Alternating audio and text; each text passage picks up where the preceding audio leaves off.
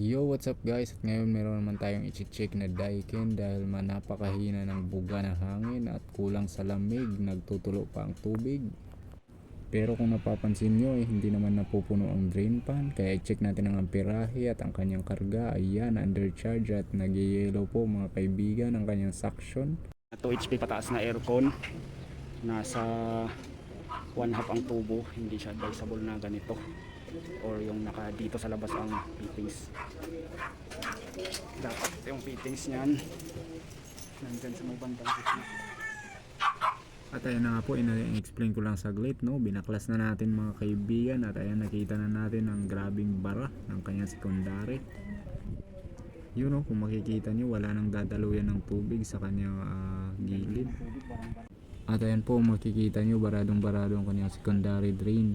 Ayun, nakita ng ebidensya ng binaklas ang coil. At ayan, kung makikita nyo po, sobrang clog na po talaga ng kanyang mga fins.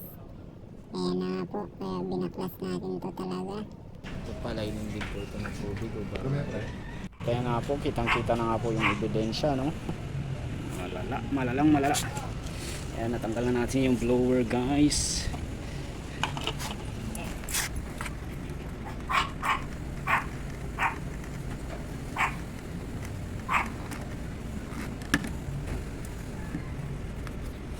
Yan lang ang motor ng Daikin.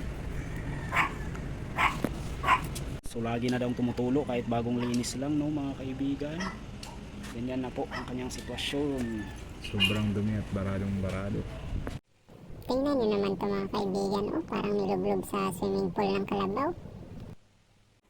At ayan na nga po, bugahan na po natin to ng pressurized water. At ayan, nilagyan nga pala natin kanina to ng declogging chemicals para matanggal balat ng kanyang mga bara. At ayan, ang puti-puti na mga kaibigan. At ibalik na rin natin sa kanyang kinalagyan. Huwag na natin itong patagalin. After pull down, pinaandar natin. Ito yung kaibahan ng karga niya after pull down. Ayan, nasa 150 yung kanyang maximum na suction pressure. At ayan na nga po, nag-normalize nga po lahat ng karga na wala ang pag-yellow after pull down, no? So ngayon, 47 degrees po ang kanyang condensing temperature at ang indoor naman ay 15. Ayan, kakaandar lang po yan. Ayan, tapos na rin tayo guys. Thank you guys so much for watching.